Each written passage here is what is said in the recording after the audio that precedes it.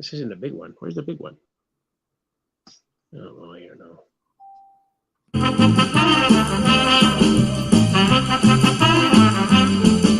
Kids, you gotta get two old geezers back. We're gonna talk our ears off all about what's going on in the world today. But this is, of course, the off night with Mr. Mark Sweetman. Hey, Mark Sweetman. Hey, Andy Jensen. How's it going? Yeah, it's the old Andy Jensen. We're talking old stuff today. It's all about the old stuff. Old Andy. Okay. Old Andy. Andy always sounds to me like a little kid name. Although I guess there's some older Andys. Yeah, it's true. I think there's some Andys around.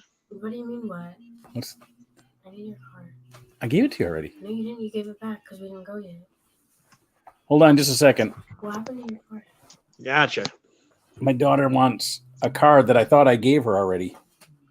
Hold on.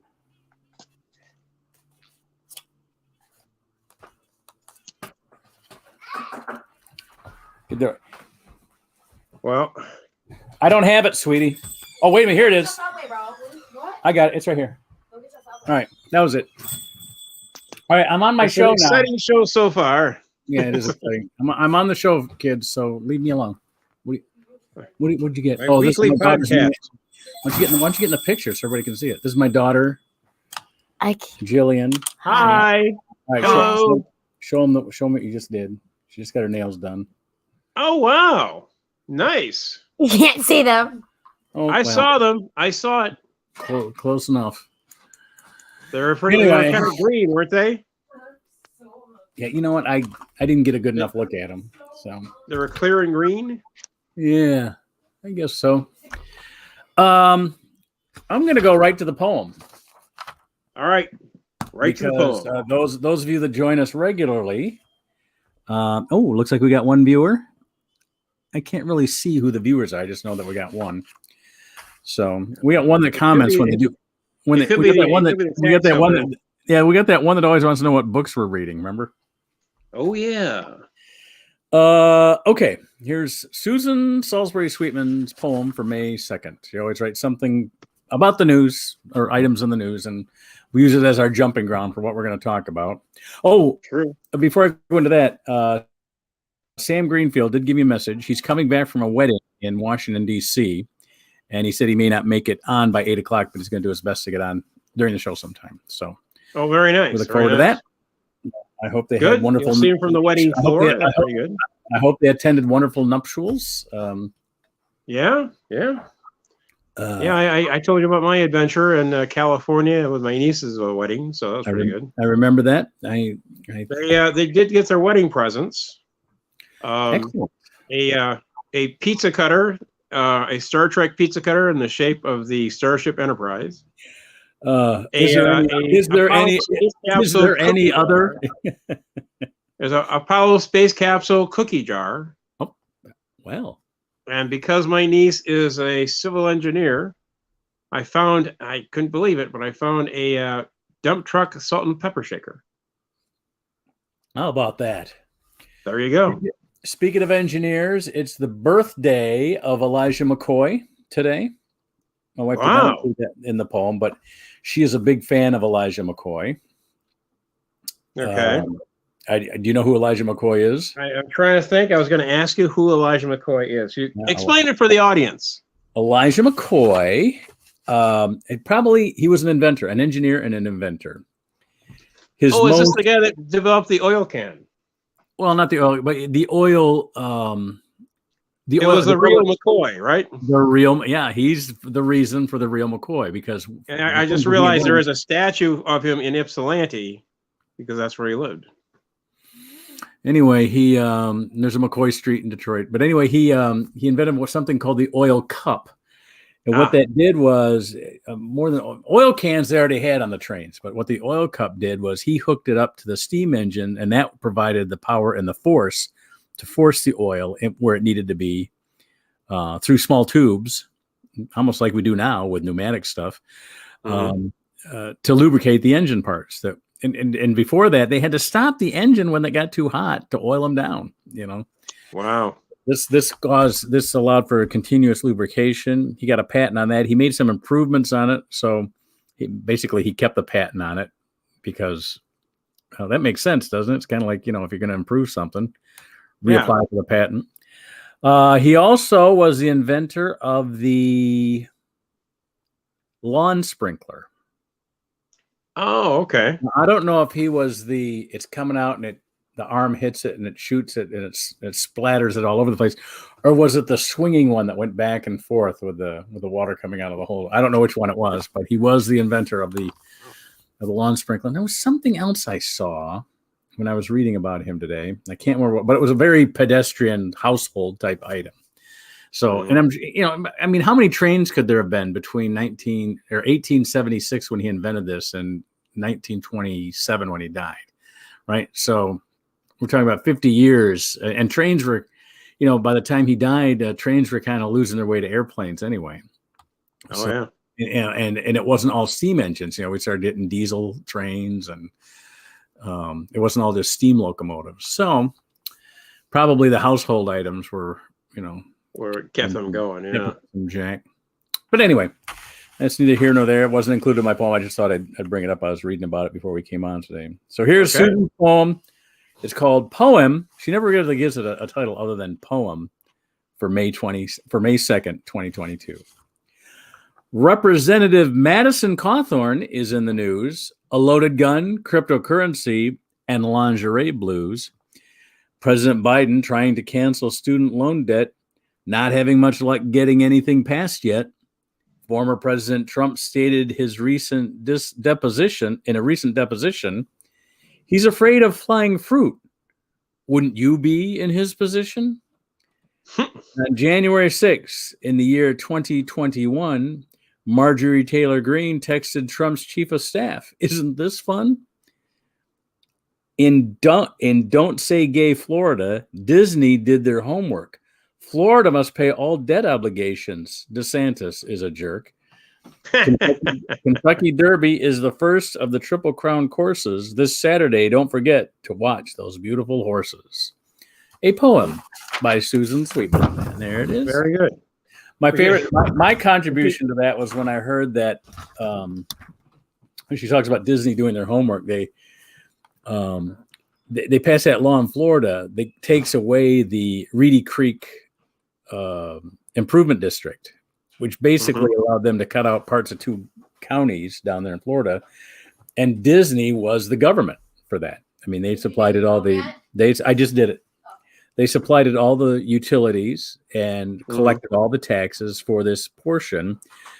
And so in order to do, and DeSantis is just doing it because he's pissed off because Disney's against him on his legislation. So he says, "Oh yeah, you're going to be against me? Well, I'll do this to you." Well, what he doesn't realize is he's now putting that burden on 2 of the counties in his state, which didn't have that burden before because Disney took care of all the fire protection and the water and sewage and all that stuff. So now that's going to be the government's responsibility. And the other thing that he didn't realize is, I guess one of the at a shareholders meeting, somebody says, I believe in that contract from back in 1964. It said if the government does take this district back from Disney, that they have to pay all the debt obligations. And so the guy said, yeah. He goes, so shouldn't we just be running up the debt? Florida pay all this up.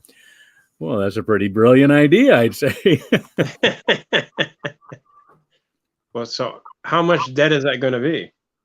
I don't know. I don't think, to tell you the truth, Disney didn't have, I don't think Disney had to concern themselves with debt. I mean, they ran it as a profitable company, and all was run the government services as part of the cost of doing that.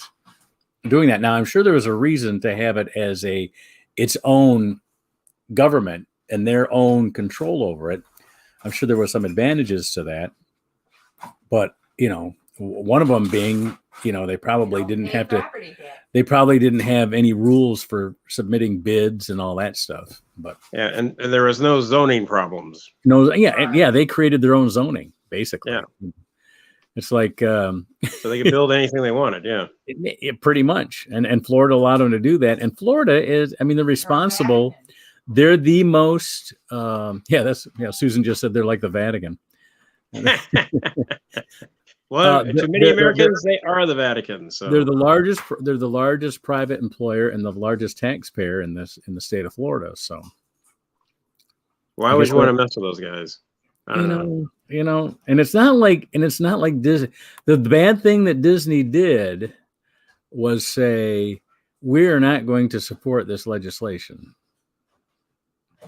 Ooh. Other people have not supported legislation. We've got a red and blue divide that is so gaping now that you can't even count. If you get less than 45% of the opposition, if you get less than 45 of the opposition against you, you're doing great. Just winning by 1 or 2 points is a big deal now. Oh yeah.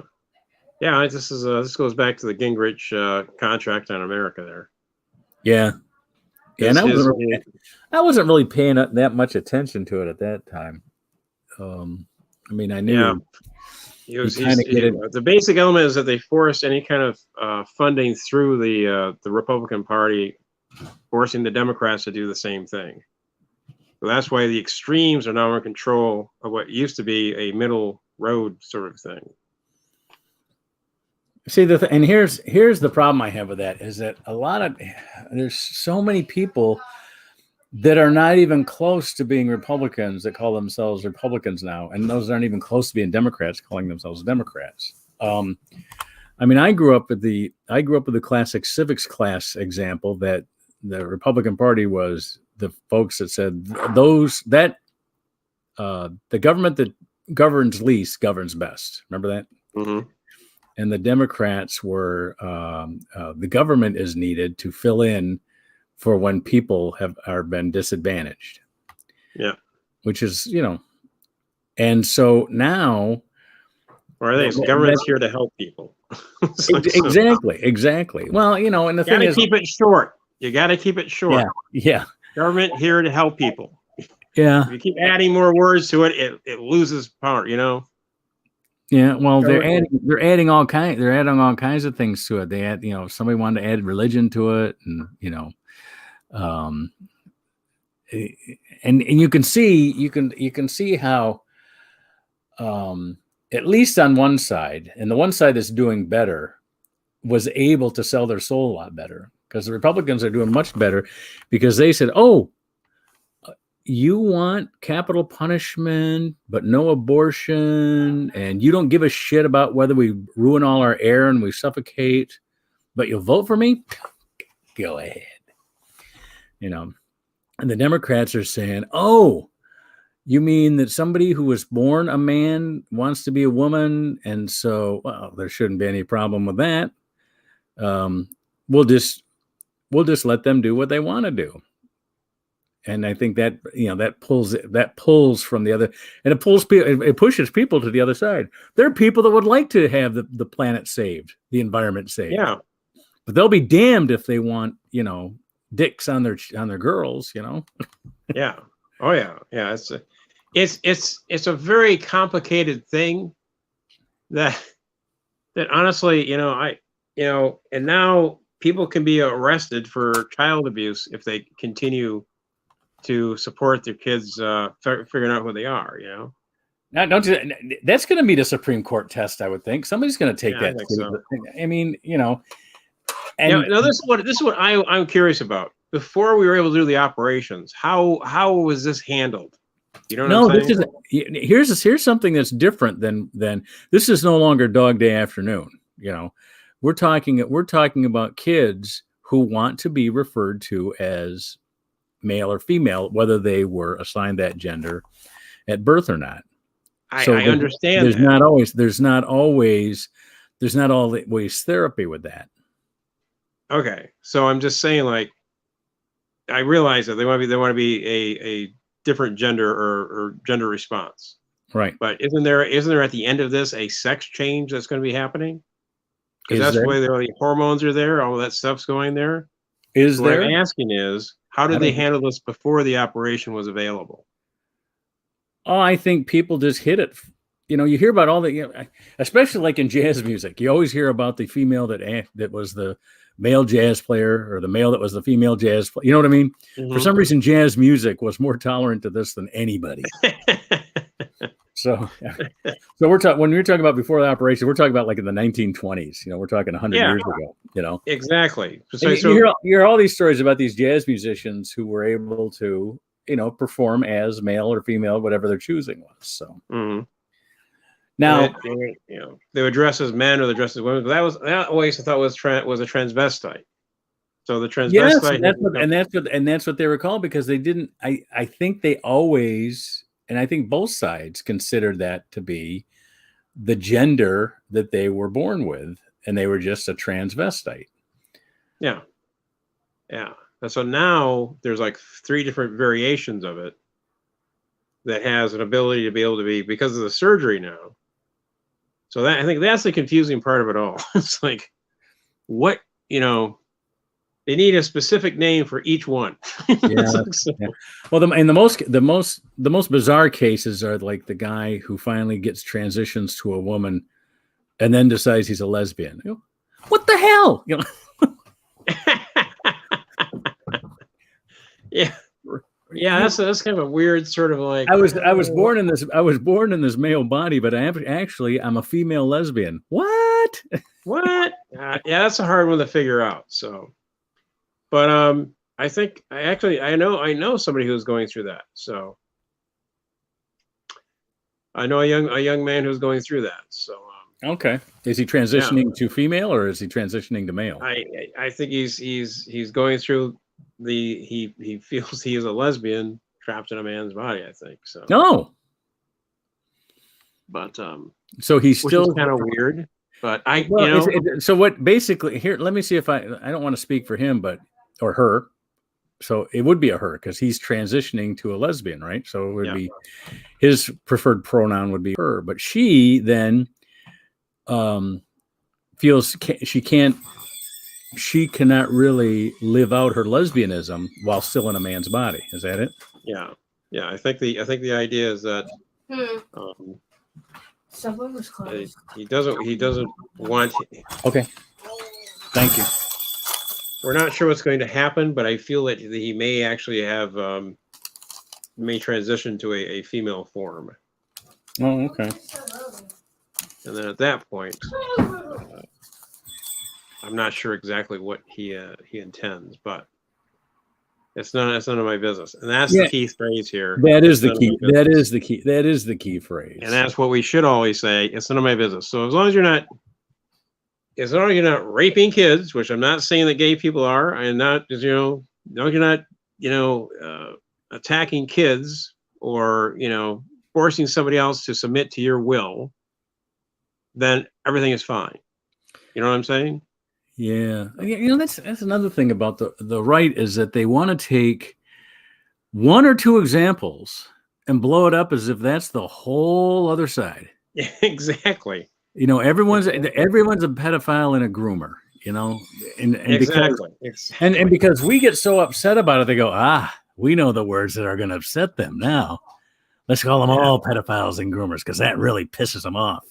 Which is why a few weeks ago, and this is before all this came out, a few weeks ago, you heard me. I want to call them cocksuckers because, I don't know that they're cocksuckers. Well, I'm kind of trying to come up. I've been thinking about what that says. So I'm saying I'm trying to come up with a swear word that will, basically is universal. And I think the only one that's universal is asshole. Everybody has an asshole. Everyone's got one. I love it. Everyone's got an asshole, and they can be assholes, and that's it. So it's sort of like asshole is about the universal thing because everybody's got one. That is unless great. you got a colostomy bag. Other than that, an asshole, and then there is really no gender difference between assholes. No. So I can call anybody an asshole. I like it. I use that liberally inside my car as people drive by. You asshole.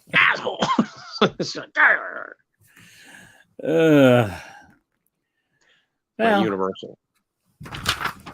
What got us started on this? Oh, the Disney thing. Yeah, that whole thing about. All right, I want to tell you something, but you can't tell Sam.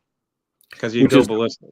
Which is a good thing you're telling at me you're telling at me here, because no one will hear this. So. No one will know. I went to see Al Franken last night. Oh, how was he? He was good. He was he did, Which town was he in? From him I learned that, I had to slow down. Oh, good. So I was trying to slow down, and he was like, Minnesota slow. Hi. What town was he in? Well, he was in Royal Oak at the Royal Oak Musical Theater. Now, you were at the Young Club last night, so how did you see him last night? I'm at the Young Club. I mean, the night before, Saturday night. Sorry. Okay, Saturday night. So was he at the Royal Oak Theater? He was at the Royal Oak Theater, yeah. I like that. So my friend bought the ticket, and we said, well, we'll go see it. We'll go see it. And I have seen him before. I saw him when I was getting I got a book signing, and he talked about the book signing. Okay. So I got a book from him, and had him sign it. So, and he talked about his father at that one. So it was a very, very interesting stuff. So he's a good speaker. I just know that Sam had a situation with him in a train. I understand. He can be annoying. I understand. So he swore a couple of times, and it made this one guy go ballistic. But we were in this upper balcony, and there's this. I was talking to the bartender and the manager, and they're all talking about stuff. We're talking about and so she's literally using the F word in her conversation as an adjective. So right. That's that. And so this old man goes over to her and says, "Young lady, I don't want to hear you swear." It's like, so. And just started, I'll go talk to your manager if you keep using this up, and are you disrespecting me? The whole thing. Yeah. And the woman goes, okay. She's like 24, in her generation, that doesn't matter, so. Right.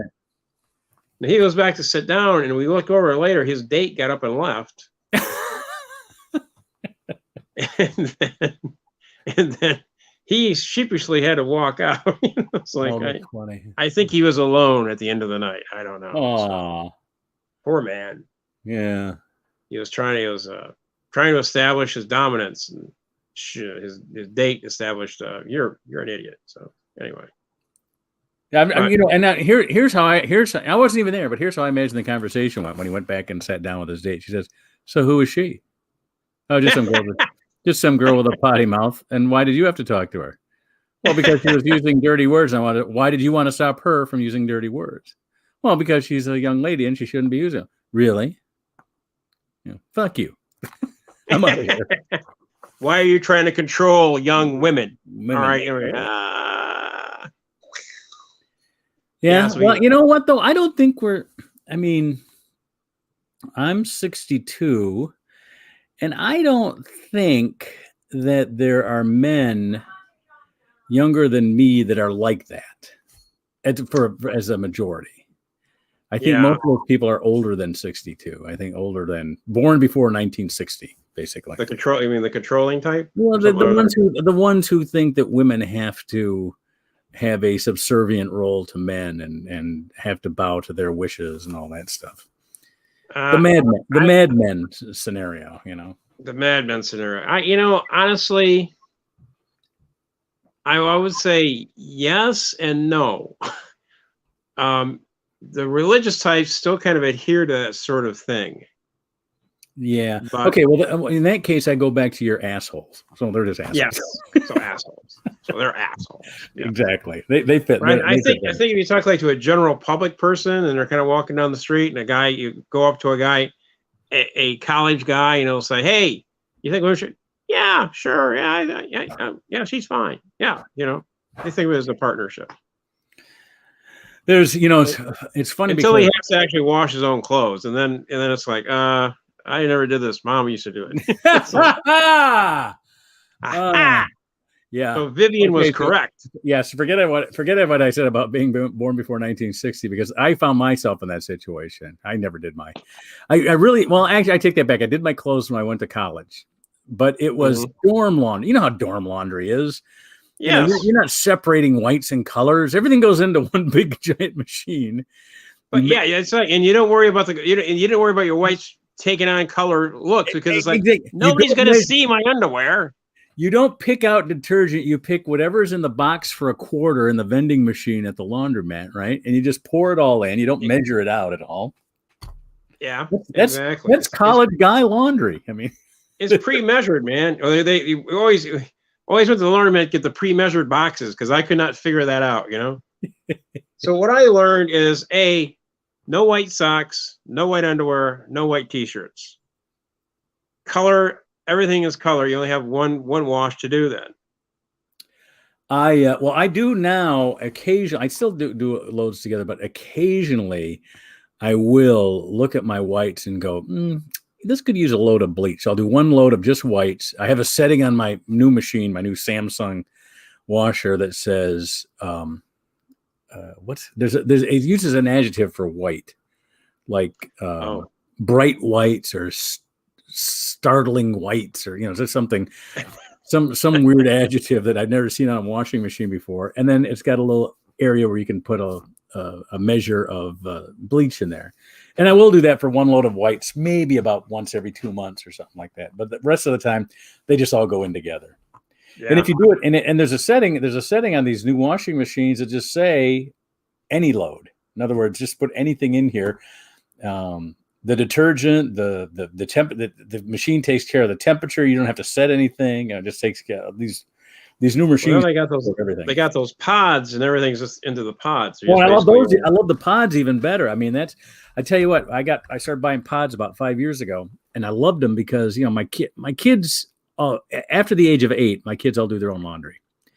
If they want to divide them, they're being taught by mom. If they don't want to divide them, I show them how to do the laundry. But one of the things that we were always doing was sweeping up around the machines when we had the liquid or the dry detergent. The pods get away with everything. You just throw the pod in with it and you start it up, and that's it. It's taken care of.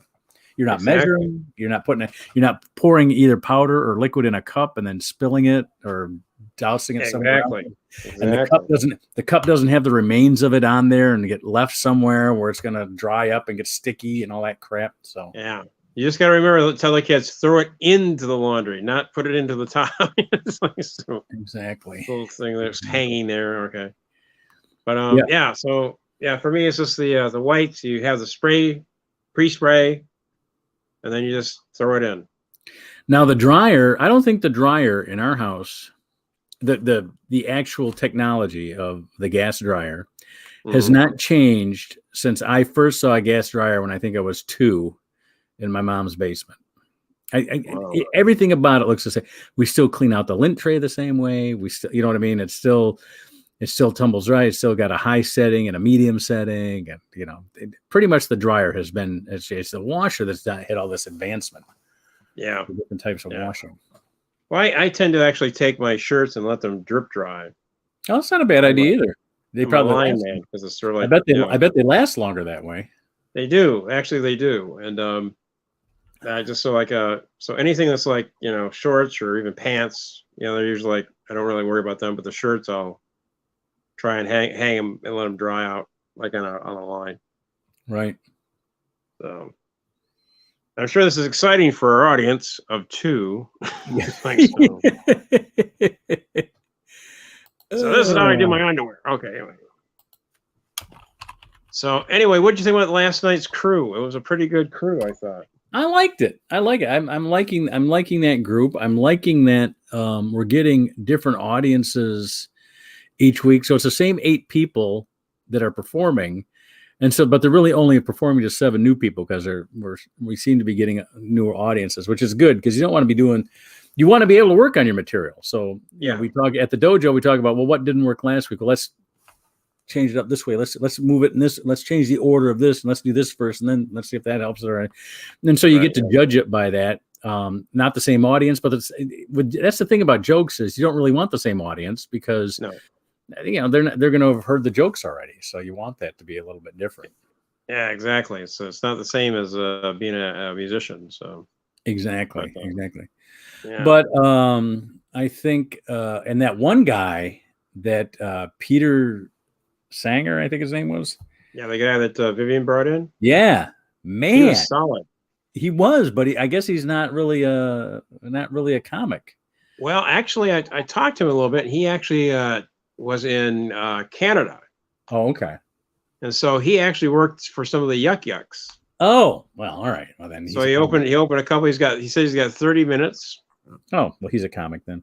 So he's been doing stuff. So I was like, but he's here now, kind of doing substitute teaching and stuff. And I try to get some information from him. But I guess he also had some relation or some connection to Howl. So I tested him by, do you know the fight song? It's like, so. Did he? I sang the fight song there at the bar. So, Uh-huh. So I think he may have maybe he was tentatively connected to Howl. Not quite sure, That's my usual test. Of course, Vivian was shocked and dismayed that, I'm from Howl because she's from Pinckney. So there we go. Two different places, really. Yeah. She's a pirate and we're Highlanders. So, and if we're talking about, extreme right wing, Howl has the Ku Klux Klan and Pinckney has the Nazis. I love when those two get in fights, though. It's a softball game between the Nazis and the KKK. That's always fun business. Oh yeah, I can see once again, once again, it's the Nazis versus the KKK. Who's gonna win? I don't know. The Coneheads versus the High Hitler. There you go. So it's the opening ball game. Clack! Oh wait a minute, somebody shot somebody. I don't know. Okay. Is that the crack of the bat? No, somebody shot somebody. Okay, all right. And now we'll stand for the national anthem. But first, we'll have the battle royal over which national anthem should be played. Yeah. That's right. We'll play the 3 national anthems. I'm not sure which they are. But who else? Let's go back to our poem here. Madison Cawthorn. I think he's going to make it. All right. Now, Madison who? Madison Cawthorn, he's the congressman from Western North Carolina, youngest member of the Congress, basically wrote in on a false story about his injury. He's a what do you call it? A paraplegic. He's paralyzed below the waist. And during his campaign, he said, it was that accident that, the driver of the car, he wasn't driving the car. The driver of the car left him there to die. And the guy says, I did not leave you there to die. I checked to see that you were okay. And I pulled other people out of the other car and, but then he said perspective, okay, yeah, exactly. And then he said that it was that accident that injury that kept him out of West Point. Actually, he had got his rejection letter from West Point before that accident, and all this. You can't go into a campaign with any of this information that can be justified or researched and expect to get away with that stuff. The difference now is that one side doesn't care that somebody's a liar. They just don't care.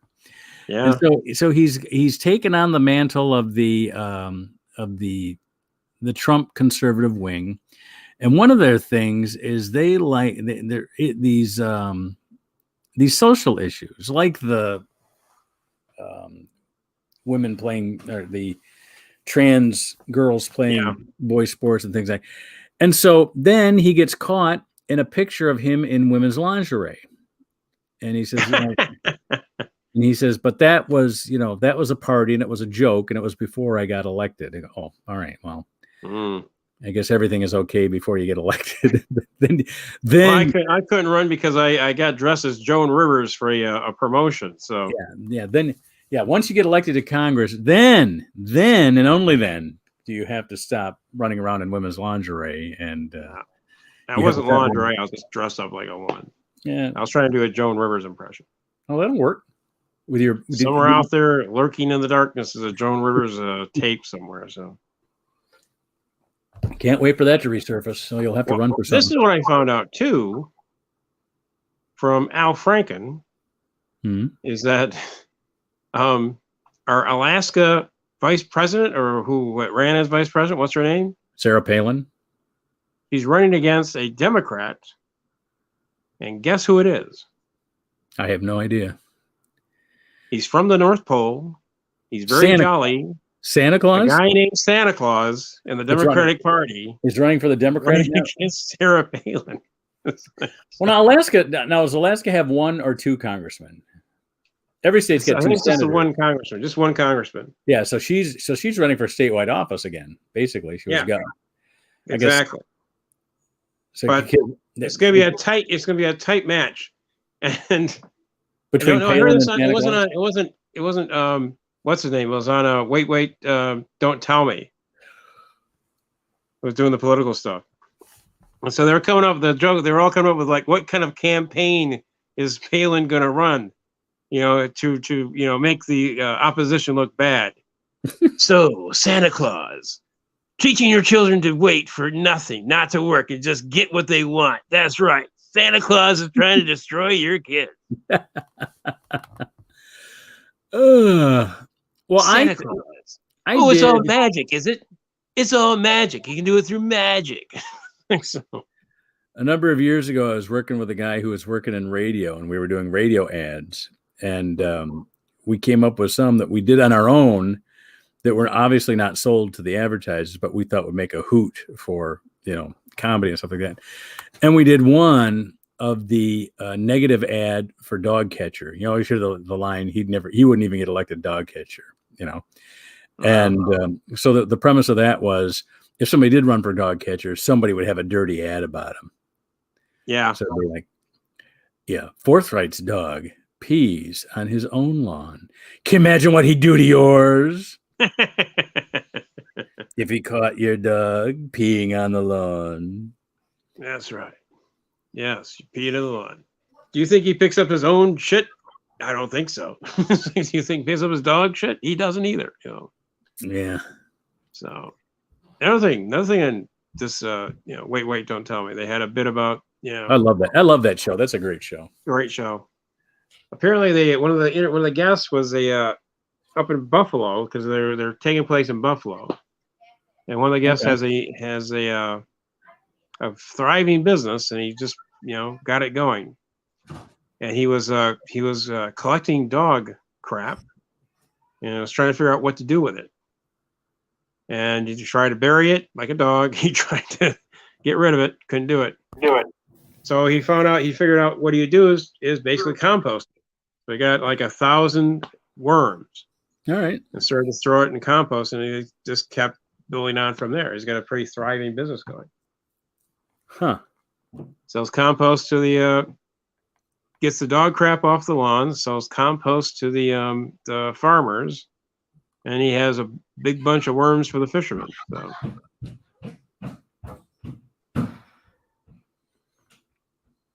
You seem perplexed, sir. Am I talking too much? No, you're doing fine. Okay. I'm checking the board to see if I recognize the person watching the show.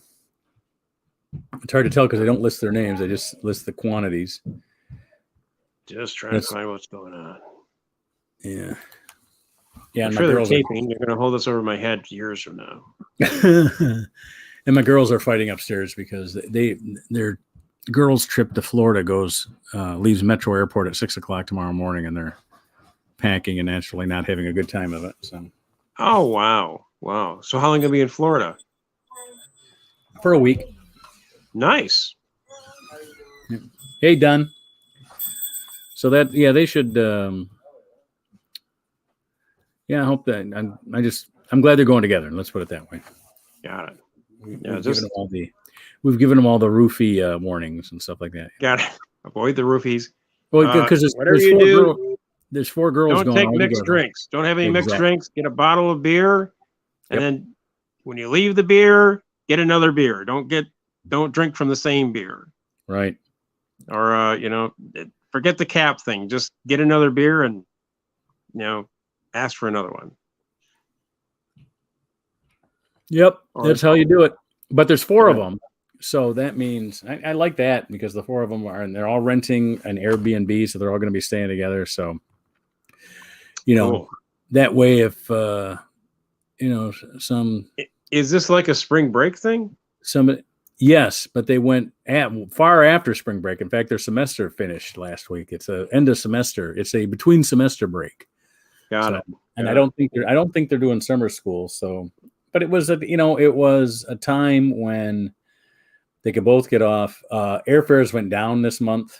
They always do. Oh, very nice. Yeah, because spring break is over and summer vacation hasn't started. So May and October are usually good months to travel for price wise. And cool, yeah. And like end of January through the beginning of March Lent is a good time to fly before spring break. Like after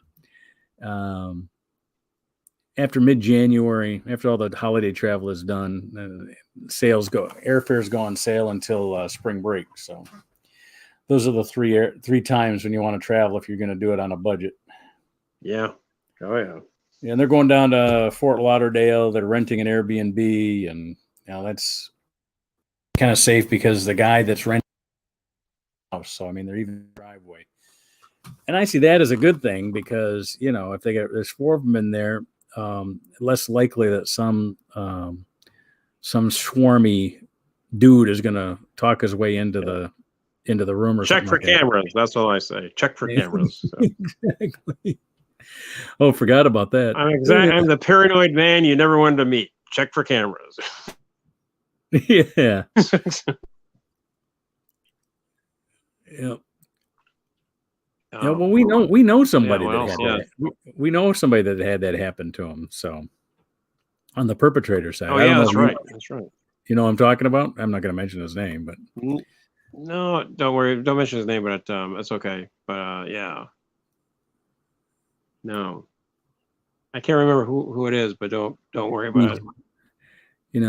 I want to buy some of his jokes because he's not using them.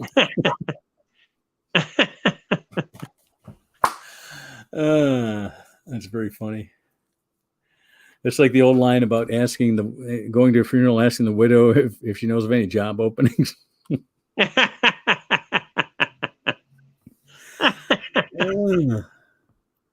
So where was he booked? Yeah, exactly. Where? So where was he booked? What gigs is he not going to make now? Yeah. I'm sorry, but somebody's got to fill those gigs. So, and can I use his material? Will that be okay? Well, except for Norm Macdonald, all the comics that passed away recently, Bob Saget, Louis Anderson, and Affleck Duck, Gilbert Gottfried, they all had gigs. I mean, Bob Saget had done a show that night that he died, and Gilbert Gottfried had just done one the weekend before, and I'm sure it was probably scheduled for others. And Louis Anderson was still touring. He just did the Castle last year, and but Norm Macdonald had been sick, and he had stopped performing. Yeah, he had. The last time I saw him actually do anything was about 2 years ago. He was hosting the comedy thing with what's her name? Roseanne. With Roseanne. Oh yeah, that's right. I forgot about that. Yeah. I thought he was, he was the last comic on Letterman. Did you see that? Did you see his stand-up set on Letterman? No. You had to Google it and catch it on YouTube or something. It was like a love letter to Letterman. It was really nice. I mean, he did a show, but in the end, he's Letterman's hugging him and he's crying, and it was just it was so sweet. He was very thankful. I mean, Letterman had a lot to do with that boom that we had. I mean, I always say it was because cable came along and they needed cheap, quick programming. And there's nothing quicker and cheaper than throwing a camera up at a comedy club. There's no sets to design, there's no costumes, there's no writers to write, there's no scripts to go through legal department. There's no standards and practices because it's all, what I mean? It's cable. You don't have to worry about censorship. I mean, that was when cable came along in the late 70s, early 80s. It was just perfect for stand-up comedy. Mm-hmm. And so that's why it all blew up then. Well, yeah. Then comedy was, you could pay 3 comics to work for one week, which you normally would pay for one night for a band. Exactly. And they would draw as much or as many. You know, it was also because of the cable guys, because they really. Well, I remember Chaplin's out on Groesbeck. Yeah. And Clinton Township. They didn't even bother taking their disco ball down. I mean, that place looked, you know, and for the first 3 months that place was in operation, they kicked out the disco and put comedy in there, and all they did was throw that you know, that stage was right up in front of where the bar used to be. I don't know if you ever went there. And so all they did was and they tried to do some bar work back there for a while, but then they realized, you know, it was just too disruptive to the show to have the bar behind the stage. And so they moved it off to the side there, a couple of sides. But yeah, they didn't even, I mean, they were a nightclub dance club, and it looked like it.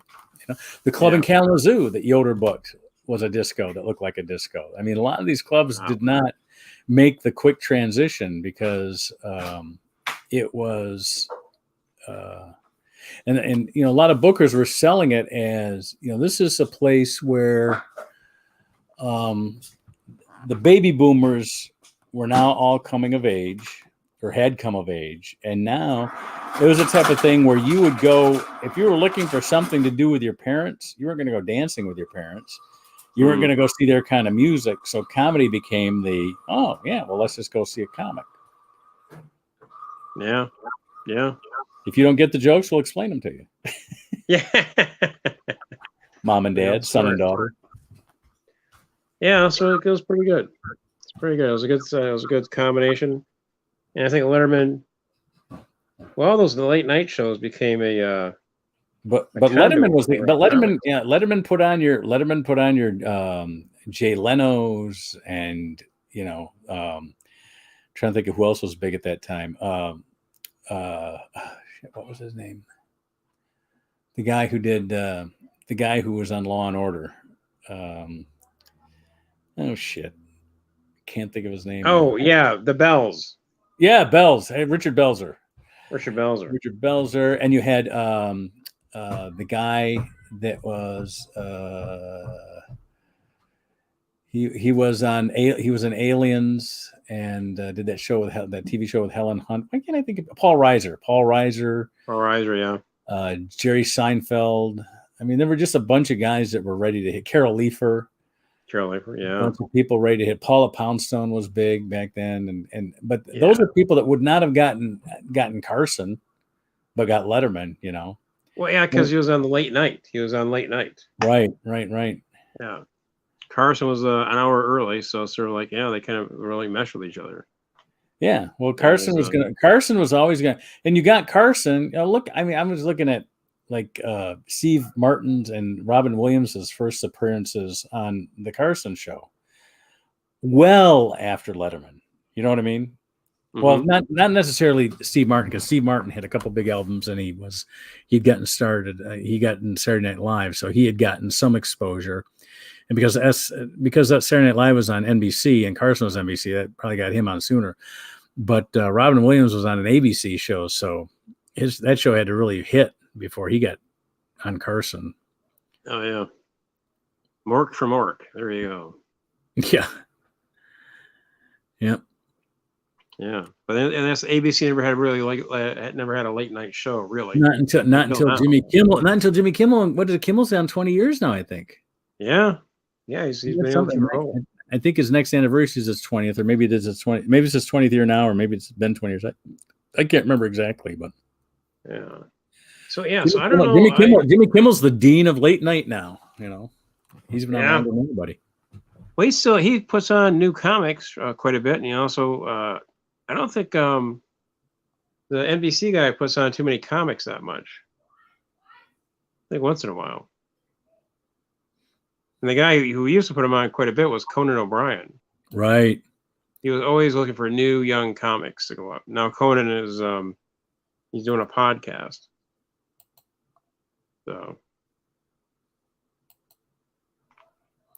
I've always liked Conan. The only thing about Conan, and this is going to sound stupid, but he's so tall. He sometimes frightens me with his height, you know. Yeah, He stands next to people. He's got that hair. He's got that look and that strange air. Yeah. Interesting. So I never. Have you met him in person? I have not met him in person, but I remember back in the late 70s, early 80s, the Comedy Store had a basketball team. And they had all the tall comics play. All the comics over 6 foot played for that team. Wow. No. Yeah, it seems like that's where Letterman got his start. He was a Comedy Store guy, right? Yep.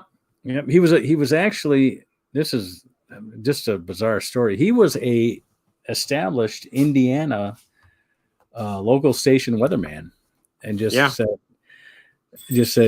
I want to be a comic, and just gave it up and moved to LA and started going to the Comedy Store.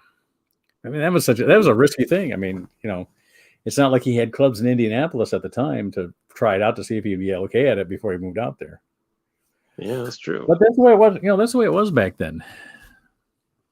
Yeah, it was like, and he even mentioned this, like, he wanted to be in broadcasting, but nobody knew how to get into broadcasting. It's like, so that's how do you. Yeah, that was true. When I was almost in, and I chose comedy. I was an intern on WJR at JP McCarthy's show, and that was like one of the biggest shows in the country. Yeah, and I parlayed that for a little bit. I did do some writing for Dick Purton over at one of his stations. Oh, nice. The Woe Boys.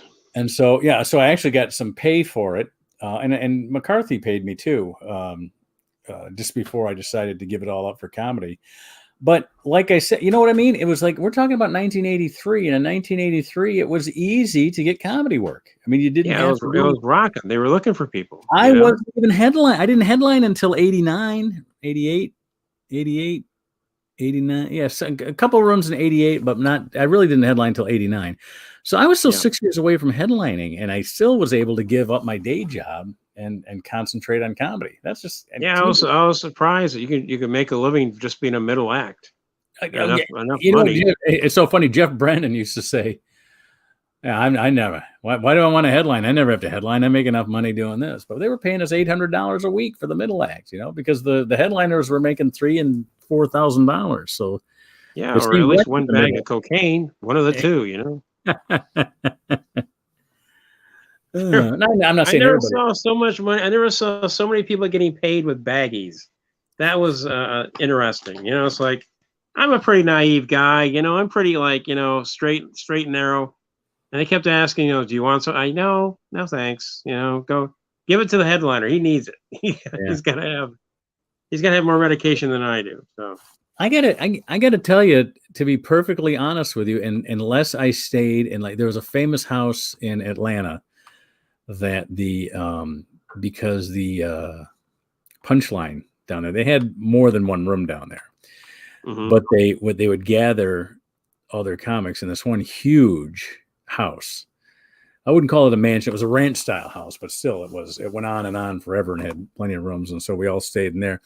And I saw a little bit of chicanery there, but for the most part, I didn't really see that much of that when I was on the road. A lot of comics either kept to themselves or didn't get into that kind of stuff, and most of the partying went on with the staff of the clubs usually. And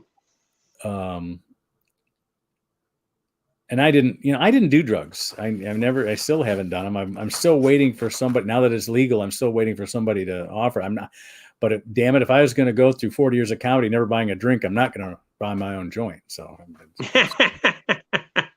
dead set against that, but I will, now that it's legal, I think I don't have any more excuses, Yeah. Well, I have tried it, smoking wise. I just couldn't smoke it. It's just terrible. I don't smoke, so just inhaling smoke doesn't nothing. Yeah, I would think that would be hard. Yeah. So I think my only other experience was a brownie, and then that was a it's not like drinking beer where you can kind of gauge how high you are or how how drunk you are. Whatever you're, it just hits you all at once. it's like, and you have to wait through it to get to the end, so for a couple hours you're kind of like blottoed, and then you just have to wait to get out of it. So. You know what? I know beer, and I know wine. Mm-hmm. And I know enough about wine that I'm not going to spend money for a $300 bottle of it, because I don't really taste the difference. You know what I mean? Yeah. And beer, I can tell the difference between a 4% alcohol and a 9% alcohol beer. I can taste the difference. Mm-hmm. And beer, I can taste. I can taste different brands and things like that too. Wine, I don't. And you think because beer is cheaper, you think wine would be more distinctive in its flavor, but it isn't. Yeah.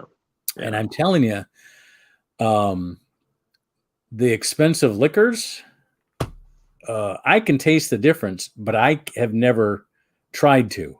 I mean, I can, you know what I mean? I can taste when it's good scotch or bad scotch or just cheap scotch. I can say, yes, that's the difference, but I'm not going to drink a lot of it to find out, what the effect is going to be. I mean, for me, a shot is a shot. That's all I need. Give me, all right, that's a shot. That was good. That can speed up my buzz. Now give me my beer back, because I can taste the difference in that. Yeah, but the beer is just, it's a easier control. You can actually have 3 or 4 beers, and then you're not blottoed for the night, but you kind of feel numb. That's another thing. That's another thing too with beer is, and to some degree wine. But like I said, I know beer better than I know wine. But I can drink beer and I can go, nope, that's it. 3. Yeah. I need to function for the rest of the night, and I've had enough, and it was very tasty, and thank you very much. But 3 and out. There you go. Yeah. 3 and out. I'm done. So, and usually that's all I can afford too, because now that they're like $5 a beer in a bar, I don't have exactly. I haven't drank beer in so long. Just one beer can almost put me under. It's like so.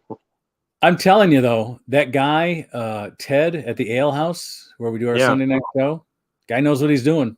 I mean, he brews some mighty good beer. Yeah, he's good. He's good. I've tried a couple of different ones with my little ticket. So I will no longer get a pint there. I'm only going to get the 12 ouncer. I don't think they have a pint. Do they have a pint?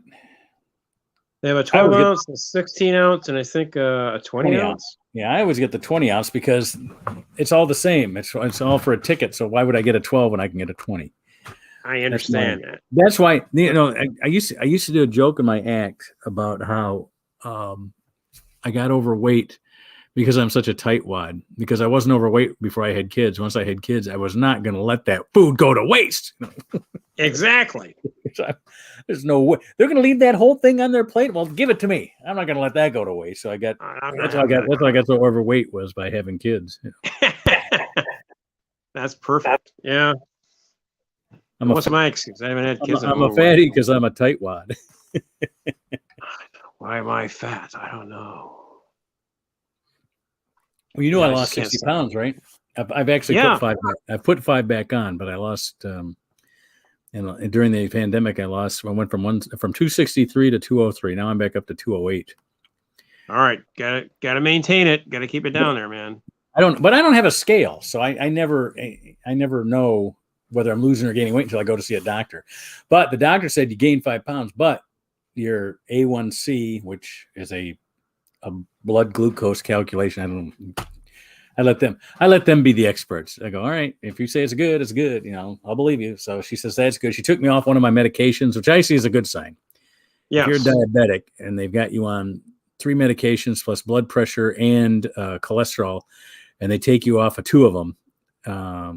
She took me off one, and then my other internist took me off another, because my numbers are good. In fact, my internist said, if we didn't know you're a diabetic, if you came in with these numbers without having the past history of diabetes, we wouldn't know. I go, so maybe I had diabetes before and you didn't know. He goes, no, that's not how it works. Well, yeah. But this could taken off the drugs. I don't know. They said people have reversed it. It's very difficult, but he said playing basketball helps. I've been playing basketball. That's cool. That's been a lot of fun. Yeah. Oh man, There's no way I could play basketball now. Just I couldn't play basketball back then. So You hit the hoop. it's like the will I still be able? Will I be able to play the piano? You'll be able to play the piano like a virtuoso. Good, because I could never play before. Yeah,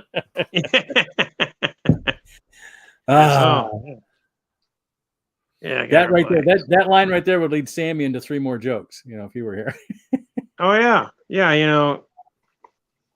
Sam has so many good stories. I mean, he's got a crap load of stories, but he's what can we say? I mean, the guy has done so much. Yeah, he does. Interviews. He does. Is this Sam here? Oh, he's. We were traffic jam. We were just talking about on the turnpike, so that's why I'm late. That's fine. We're just, what's funny is Andy and I are just talking about Sam. I did a callback without telling the joke. I did the punchline to, well, that's great, Doc, because I could never play the piano before. And among comics, you say something like that, everybody knows what the joke is. I go, and just saying a punchline like that would lead Sam into 3 more jokes. And then as soon as I say that, here you appear. So that was great. There you go. I think it's a miracle. It is a miracle. Did I tell you this story about a guitar teacher named Sophocles Pappas? No. Okay. When I thought about this because I was just in Washington, D.C., right? Yep. So there was a guitar teacher named Sophocles Pappas, and on his shingle, it said, studied under Segovia. So a friend of mine, who's a lawyer, took up guitar, and he's one of these people, if he can't be really good at it, he doesn't want to do it. He doesn't like to, just be mediocre. Right. So he gave it a try, and it didn't go that well. So he stopped, but he never lost his love of guitar. So he lives in San Francisco, and he sees one night that Segovia is performing in San Francisco. So he's a very well-known lawyer there, and he has contacts. So after the show, he gets backstage to meet Segovia. And he says to him, you and I have someone in common. And he says, who is that? And he goes, Sophocles. Now, you got to remember, at the time, Segovia was like 90. He goes, right. Sophocles Pappas. And he goes, Sophocles Pappas. Sophocles Pappas. My worst student. How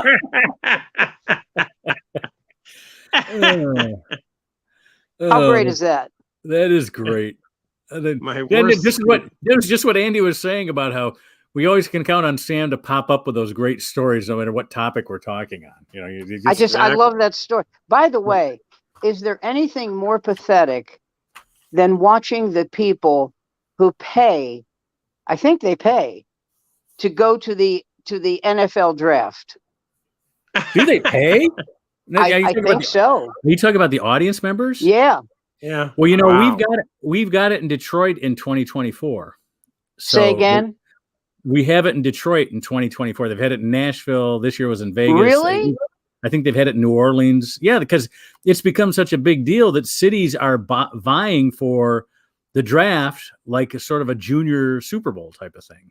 Yeah, people come, they go, they hang out. And what you get with it is if you host it, one, the entire media comes, and so you've got all your hotel rooms are going to fill. It's a great thing for the city. Oh yeah, it's great for the city, and you get all these tourists from out of town because every town has some contingent that comes.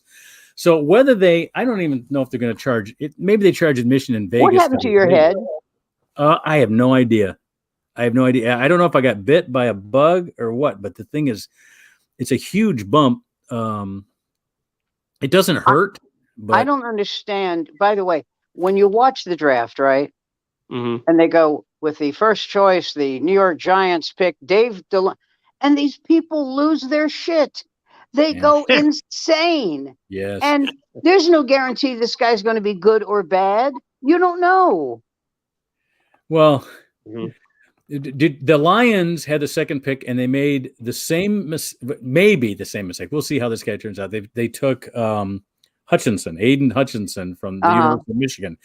Well, he grew up in Plymouth, which, as you know, is if you ever worked at Joey's, it's Yes. right down Joey's is on Plymouth Road, so it's right down. He grew up right down the street from there. So he grew up a Detroit Lions fan and a University of Michigan fan, and then made All-American for 4 years and was a Heisman Trophy finalist. But then everybody in Detroit would like to remind everybody, Charles Rogers was the same thing. We picked Charles Rogers out of Michigan State because he was. I remember him. Oh, and Sure. he bombed in the NFL like nobody's bombed. And the other guy was remember Mandarich? Mandarich was the guy that the Packers took ahead of Barry Sanders. They took Mandarich instead of Barry Sanders. He's the second biggest bomb I can think of. The biggest bomb I can think of was Ryan Leaf. Oh my God, yes. Oh, he makes money now on the speaker circuit as the biggest bomb ever in the NFL. But you have to admire that.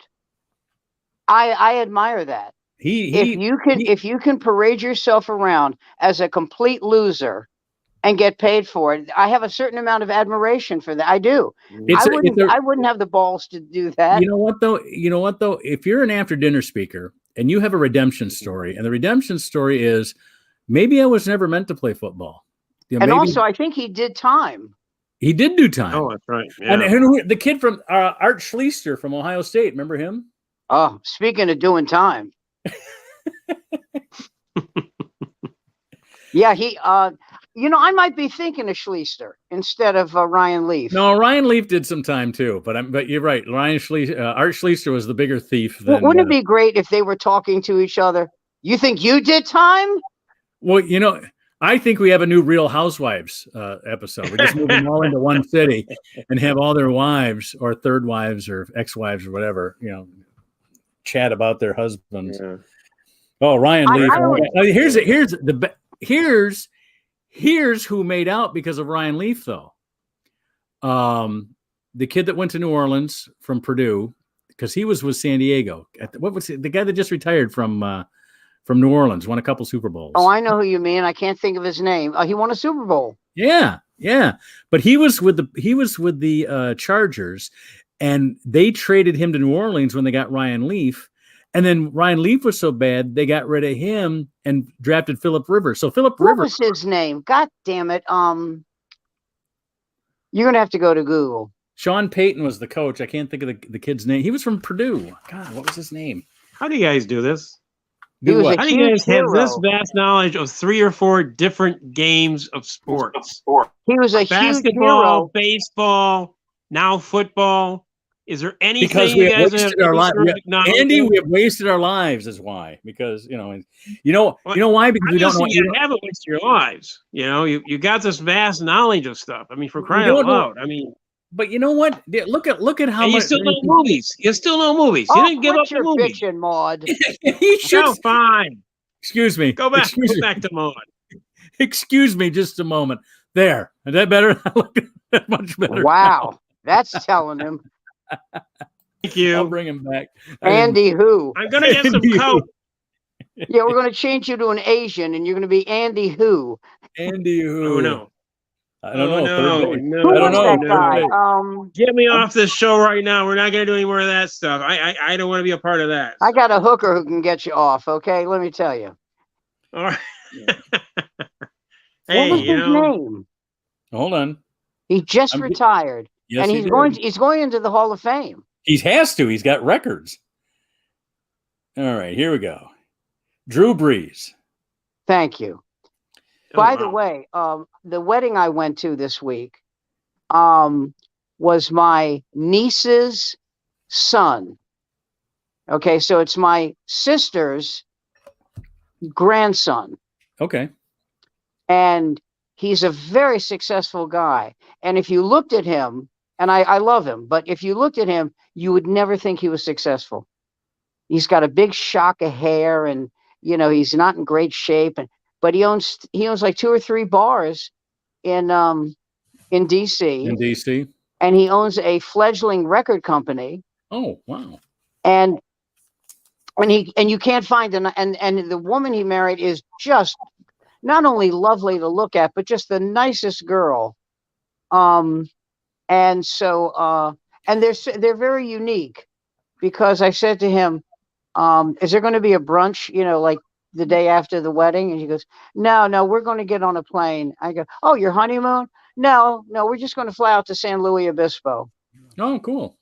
And I went, oh, and I love that town. Yeah, that is a nice town. And I said, that's not part of your honeymoon? Nah, just a place we want to go. So here's the thing. He's got a brother. There's two of them, right? He's got a brother, an older brother, about 8 years, maybe 6 years older than him. All right. And I asked someone where his name is Paul, and the brother who is not getting married, who is married but not getting married now, his name is Ben. And I said to someone, I don't see Ben at the wedding. And he goes, oh, Ben isn't going to the wedding. And I said, well, what do you mean he's not going to the wedding?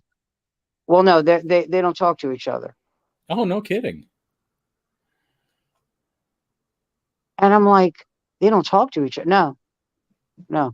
In fact, Ben has a hard on not only for, this is amazing, not only for, his brother, but his parents. Wow. And you can't find better people than them. You search the globe. They're wonderful people. So, and his wife, Ben's wife, Melissa, she's not having it. She doesn't understand why he feels this way. Oh, it sounds like my wife.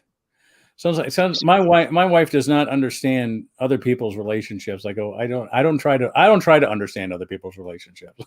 But when I say she doesn't understand, not only not understand it, she's not on his side with this. In other words, he has a hard on about these people. She doesn't get it. I mean, when I say she doesn't get it, I mean, she understands why he feels the way he does. She can't believe he feels this way. So I said, you can't pick your friends and your relatives at the same time. So, listen, if he wants to be a dick, then let him be a dick. My sister was there, and my sister is 93.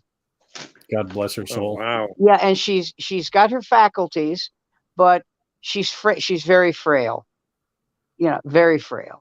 Mm-hmm. And but she came. This is what we decided.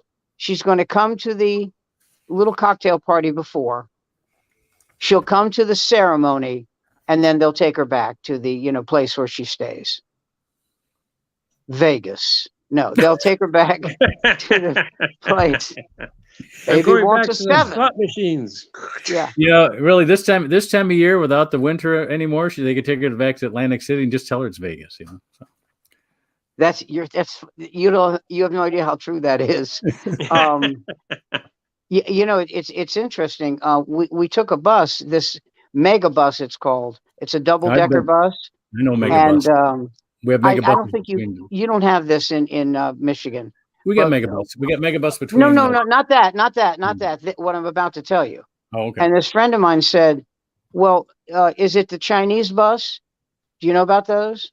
What's that? Okay. There are buses coming out of New York to Atlantic City. It's all Asian people. I think we might have that. I think we have. Detroit's a big enough city to have. Oh, it's definitely big enough. Both busloads of ethnic people. Yes. Well, there's two kinds of people that you see here in New York with that. One is Asian and one is Jewish. And this is what they have in common. Excuse me, you're sitting in my chair. That's my seat. Now you can get up or get off. And this woman said that to me, and I said, looking at you prevents me from ever wanting to get off again. And she goes, are you trying to be funny? I said, yeah, how am I doing? And so I just got up and moved to another seat. And this is funny. This guy said to me, here, have a seat next to me. I hate that bitch. And I said, but but is that her normal seat? He goes, there's no reserved seats on this goddamn bus. That cheap whore is paying $8 for a goddamn trip to Atlantic City. Plus, when you get there, you get $10 worth of quarters. And she's complaining because you're in her seat? Fuck her. And he said, fuck her loud enough for her to hear. And I thought to myself, please, God, don't get into a fight. No, yeah. Please, just don't. Just don't. Oh, by the way, since Andy doesn't want to talk about sports. No, I want to talk about sports. I was appreciative of your guys' knowledge. What he was saying, I was like a monkey watching a magic show, you know? That's basically it. So it's like he's amazed at how much we know about all these different sports. Your vast knowledge is just like, I feel like I'm with the two smartest guys in the world. So. Well, you know, I remember something. I always love this story. They asked Kareem Abdul-Jabbar, do you like being tall? And he said, I love it. He said, I love being this tall. He said, no one else is as tall as me. Now, of course, there are people taller, but there's like 8 of them in the world.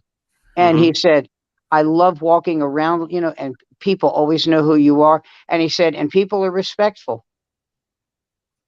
They're respectful. You know who gave him a terrible hard time? Jabbar, Lou Rawls, of all people. Really?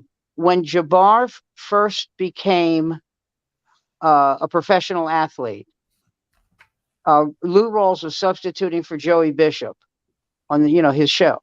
And he said, listen, we want you to sink your first professional basket here on the Joey Bishop show. And Jabbar said, I understand what you're doing and I appreciate what you're doing, but I made myself a pledge that I wasn't going to touch a basketball till practice started. I've had a basketball in my hands every day since I was 8. And I'm 22. And I just don't want to do it. I'm sorry. Please don't be mad at me. And Rawls was so pissed. Wow. So pissed. And like he would stand behind Jabbar and like duck in and out, and make Jabbar look foolish. And a woman in the audience, and they did a Q&A, and a woman in the audience said, do you like being this tall? No, that wasn't it. If you didn't play basketball, what else? And Rawls interrupted and said, what else can he do with that height? Oh, geez. So 2 nights later, Flip Wilson was substituting for Johnny Carson, and Jabbar was the guest. And Flip Wilson was wonderful to him. No, Flip Wilson was a great guy. He sat, they joked, and he said, he asked him questions about basketball. He's from Queens here in New York. Right. Asked him questions about what it was like growing up there and what was his, and it was wonderful. And I thought, I hope somebody mails Lou Rawls a video of this. Yeah. This is how you treat a 22-year-old kid. Yep. Who he's 22, man. God damn, please. Yeah, he's one of the first guys that sort of had superstardom in college. I mean, because you know what they did, which I thought was amazing. Yeah. They eliminated the dunk because of him. Yep. Because remember, there was a guy that played for North Carolina State, David Thompson. Remember him?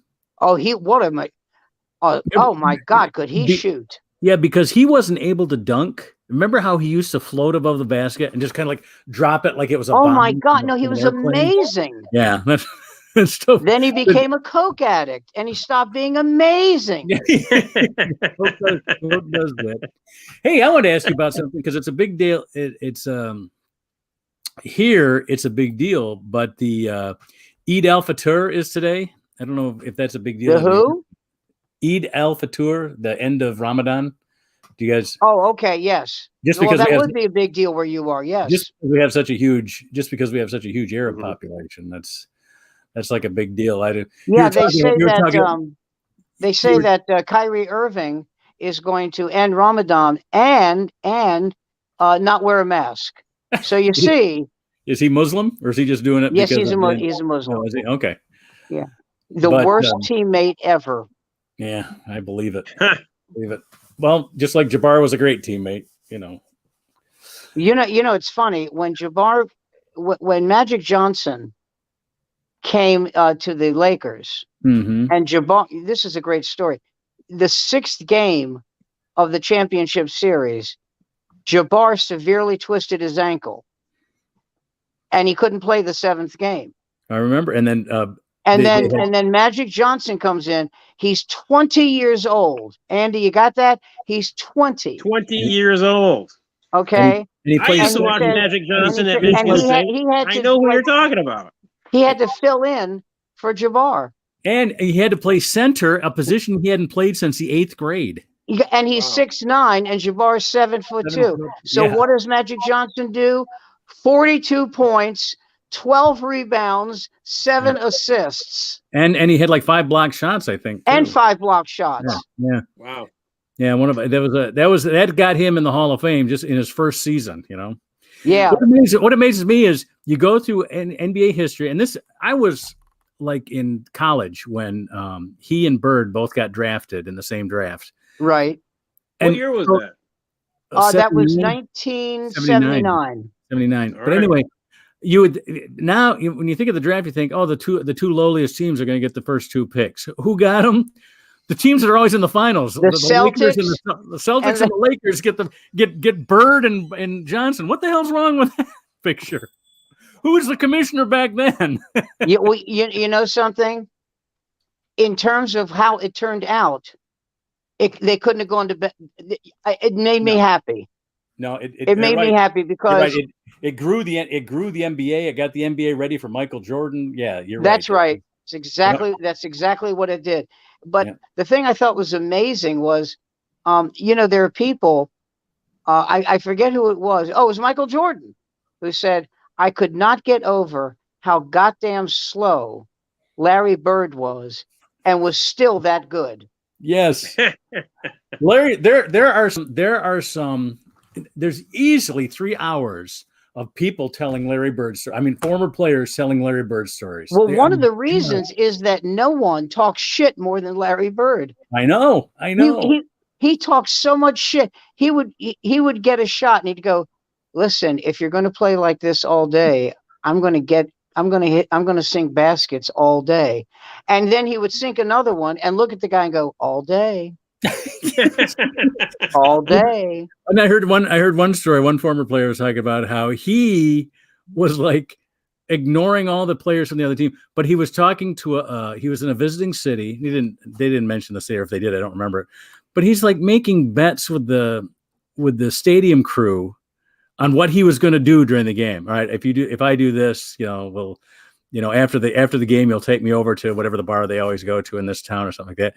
And so he was like building up a kitty with the stadium crew, and it wasn't stuff that they couldn't afford. It'd be like a $5 beer or something like that. Right. And so he would make these shots and then look for the guys in the crowd that he had made the bets with. That's just such a great story, because you're not doing it with the other players. You're doing it with the little guys who probably don't get any recognition from even their home players. You know what I mean? Did I tell you the story about when North Carolina, UNC, played Quinnipiac? Quinnipiac is a good basketball school. I mean, they're not a great school, but it's a good school. It's a decent school. Well, you know why that is? All those schools that don't have football teams, all they got is basketball. So that's why that's right. Schools. Well, that's like UConn. Yeah, St. John's. Yeah. So UNC. This is like 30 years ago. Georgetown's another one. Beat the shit out of Quinnipiac, and they asked the coach. You're going to love this story, Sweetman. You're going to love this. They asked the coach at Quinnipiac, "When did you know your team was in trouble?" And he said, "When 3 of my starters asked Phil Ford for his autograph."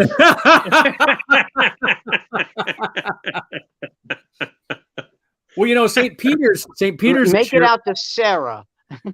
St. Peter's from New Jersey. Yes.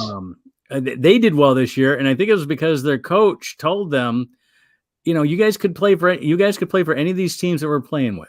but you're playing for us. So, don't What give a great, them. what a great line.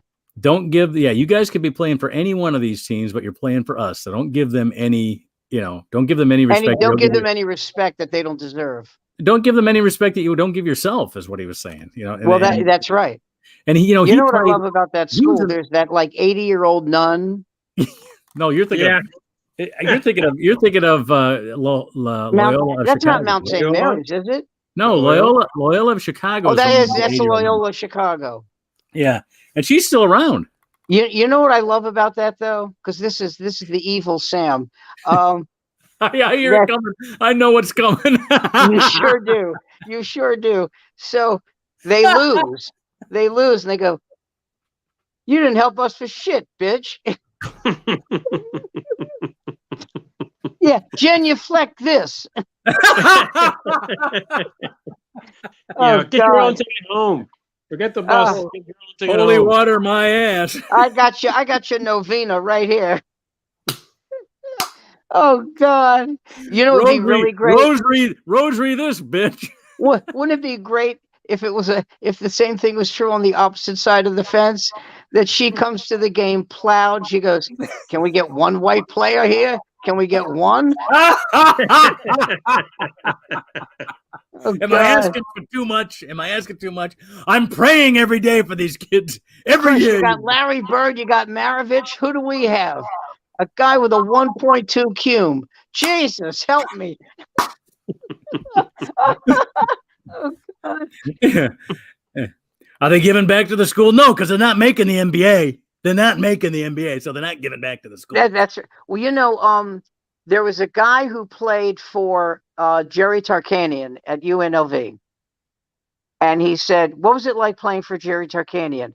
And he laughed, and he said, "Jerry told me I would start, I would graduate, and I would play in the NBA."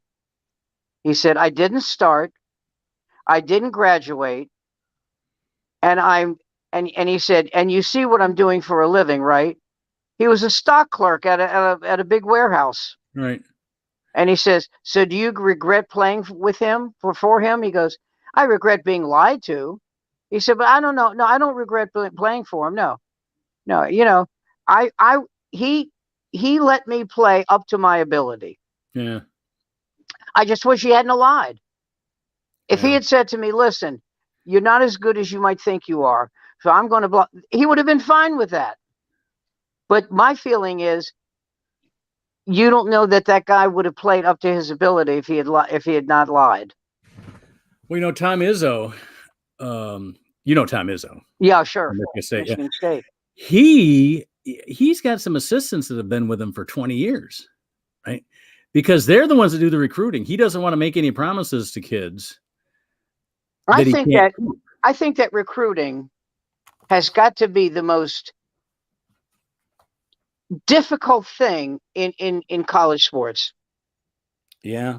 Because you got to fly to a city, you got to rent a car, and you got to tell this kid.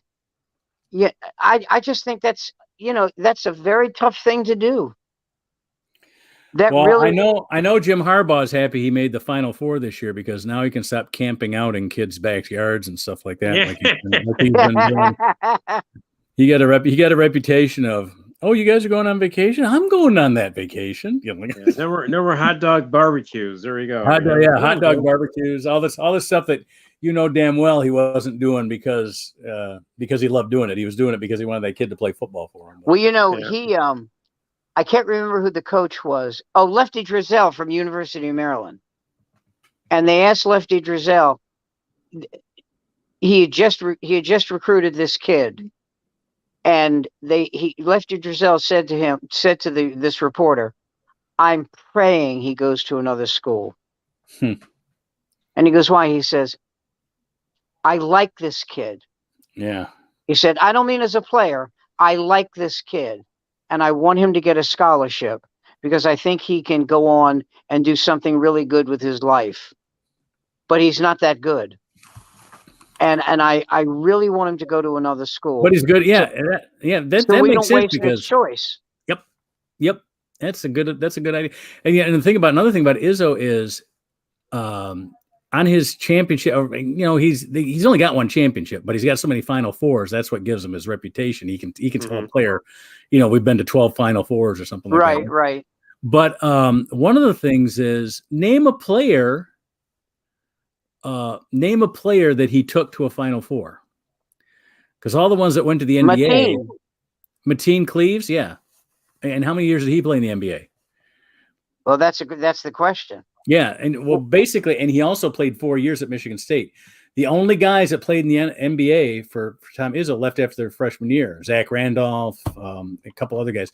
But anyway, those guys. So he stopped recruiting these guys that weren't going to be there for 4 years. So he wasn't getting the best, the creme de la creme. He wasn't getting the guys that what's his name is taken to Kentucky.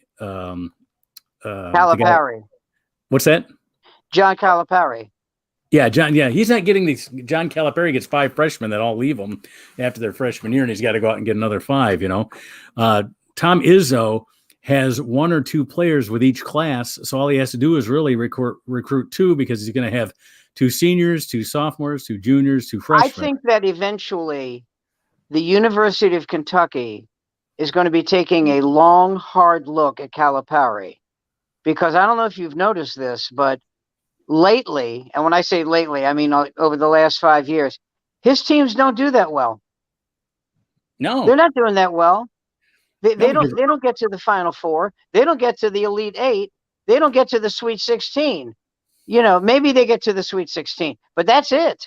They're not doing well. And I think one of the reasons is what you said. He's got all these one and dones. Yeah, he's got that one. Do you remember that one year that all 5 of his players got taken all 5 of his freshmen got taken in the first round? Yeah. So all right, it's 1:30. It's 9:31. Okay. So regretfully, I have to go, and so do you. Well, it's time to wrap up anyway. So let me find my bumper music here, and we'll get out of here. So, Andy, always a pleasure. Always a pleasure, Sam. Andy was at. Andy did it. Andy did. I feel like I'm learning something. I'm getting a free lesson in sports knowledge. Next week it'll be culinary arts. Okay. Ooh, I like that. I know how to cook in a microwave. I found out this is no kidding. I found out what the Queen of England eats, which is significant considering she's 96. So whatever she's eating is keeping her alive. Okay. And that's good. And like it's all protein, no carbs. Earl Grey tea with some cream. Okay. And a man who addresses her as Mam Sob. So except for that.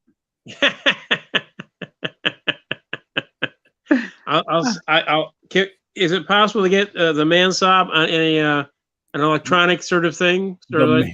One can only hope. Bring me a clip of the man sob, and we can play that as our intro. We could do that. I think it's Sean Connery. Is it Sean Connery? There we go, Sean Connery, the man sob. Yes, Sean Connery. Very good. Trying to get the Connery voice. I can't. I used to do it. All right, guys. Here's our bumper music. We're going out now, so it's good to see us here. We're back next week at 8:00. See you then. I'll be here. All right. All right. Later.